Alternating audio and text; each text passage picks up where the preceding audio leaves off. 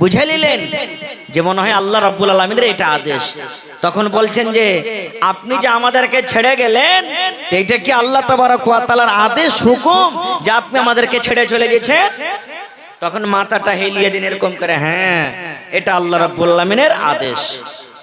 এই জামানার মা খালা যদি হয়তো তো কি বলতেন, দিল্লি পাটনা পাঞ্জাব চলে গেল খাটতে, আর যদি ওকে থিয়ে যদি একটু এদিক ওদিক চলে যায় তা কি বলবেন, মিনসে মরা লিস্সি লাগা খালে ভরা, আমাকে কোন জায়গাতে থিয়ে চলে গেল, খাওয়াইবার আট নাই এই নেই ওই নেই তো আনলে কেনে, মেলা এরকম কথা বলবে। সুবহানাল্লাহ। এই আমার ভাইরা, যেমনই মা হাজেরা শুনলেন আল্লাহ রাব্বুল আলামিনের আদেশ, আল্লাহ রাব্বুল আলামিনের হুকুম যে তোমাদের মা বেটাকে এই জায়গাতে ছেড়ে যাব। এইবারে মা হাজেরা যখন শুনলেন তখন আল্লাহ রাব্বুল আলামিনকে বলছেন, নিজের স্বামীকে ডাকতে বলছেন, স্বামী গো আর আপনাকে বাধা দেব না, আপনি যখন আল্লাহ রাব্বুল আলামিনের আদেশে আমাদেরকে এখানে ছেড়ে যান, চলে যান, চলে যান, আল্লাহ রাব্বুল আলামিন আমাদেরকে বরবাদ করবেন না, হালাক করবেন না, আল্লাহ রাব্বুল আলামিন আমাদের মা বেটার হেফাজত করবেন।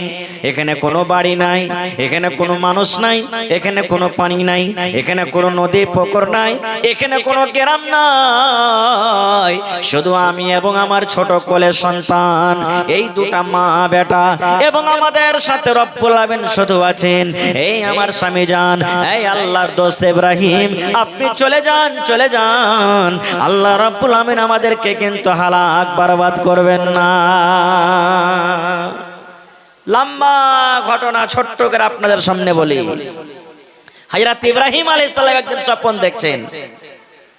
কি স্বপ্ন? নিজের বেটাকে গলাতে ছুরি দিয়ে জবাই করছি।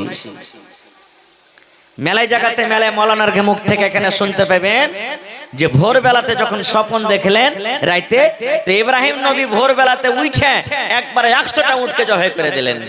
এগুলা সহিহ হাদিস থেকে প্রমাণ নাই ভাই।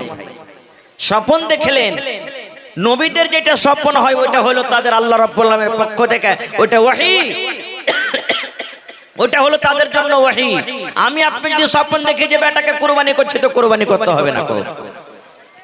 এবার যখন স্বপ্ন দেখলেন হযরত ইব্রাহিম আলাইহিস সালাম, স্বপ্ন দেখলেন আল্লাহ রাব্বুল আলামিন দেখালেন, হ্যাঁ ইব্রাহিম তুমি যাও, তোমার কলেজার টুকরা ইসমাইলকে তুমি গলাতে ছুরি দিয়ে তাকে তুমি জবাই করে দাও।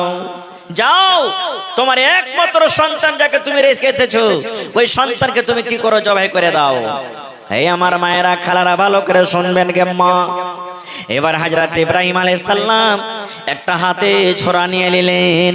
কেমন দেখেন আল্লাহ রাব্বুল আমিনের প্রতি মোহাব্বত, ভালোবাসা। এইবার ইব্রাহিম আলাইহিস সালাম ছুরি নিয়ে হাঁটতে হাঁটতে চলে গেলেন। তখন ইসমাইলের বয়স কত জানেন? আল্লাহ রাব্বুল আমিন বলেন, ফালাম্মা বালাগা মাহুস সাইয়া, ইসমাইলের বয়স কতখানি যে ইসমাইল নবী নিজের আব্বার সাথে চলাফেরার বয়সে যখন পৌঁছে গেলেন। আব্বার সাথে মানুষ কখন চলাফেরা করে? যখন ছেলেটার বয়স 4 বছর কিংবা 5 বছর কিংবা 6 বছর 7 বছর হয়। যেদিকে আপনি যাবেন আপনার পেছনে পেছনে আপনার বেটা বেটে কিন্তু বলবে, আব্বা যে আমিও যাব, বলে কে বলে না? আপনি যখন আপনি বাজারে চলে যাবেন, আপনার বাড়িতে যদি 5 বছরকার বেটা কিংবা বেটি থাকে, আপনার গাড়িতে চড়ে নিবে, আপনার গাড়ি ধরে নিবে, সাইকেল ধরে নিবে আর কানবে, বলবে, আব্বা আপনি আমাকে বাজারে নিয়ে চলেন, আমিও বাজারে যাব। ওহরে মুসলমান তোরা হারস না ঈমান, নমাজ পড়ো রোজা রাখো, নমাজ পড়ো রোজা রাখো, আর পড়ো কোরআন। ওরে মুসলমান তোরা হারস না ঈমান। যদি মানো পাক কোরআনের কথা, থাকবে না তোর গুনাহ খাতা। যদি মানো পাক কোরআনের কথা, থাকবে না তোর গুনাহ খাতা।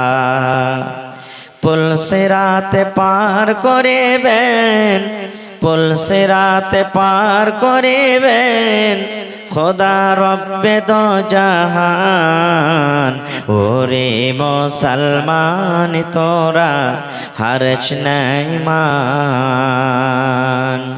নমাজ পড়ো রোজা রাখো, নমাজ পড়ো রোজা রাখো আর পড়ো কোরআন।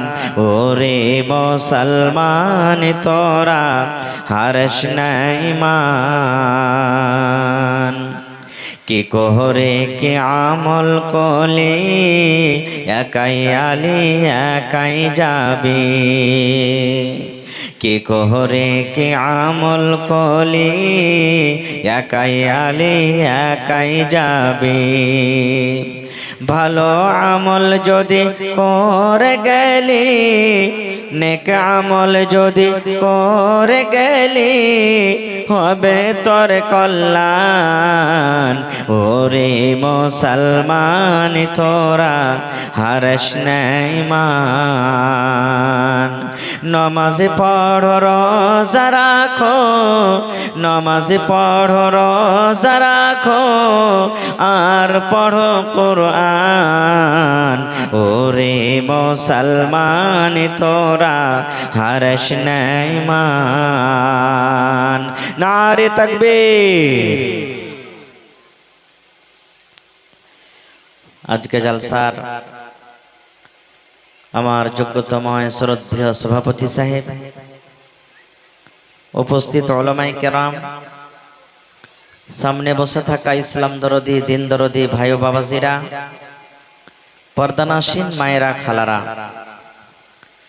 সমস্ত তারিফ ও গুণগান সে মহান আল্লাহ তাবারাক ওয়া তাআলার জন্য, যে মহান আল্লাহ তাবারাক ওয়া তাআলা এত রোদ গরম বাতাস থাকা সত্ত্বেও নরম গরম বিছানাকে ত্যাগ করে এই পিন্ডালের তলাতে বসে কিছু বলার ও শোনার তৌফিক দিয়েছেন।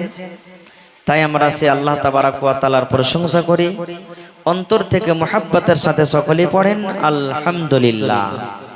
জোর করে পড়েন ভাই আলহামদুলিল্লাহ।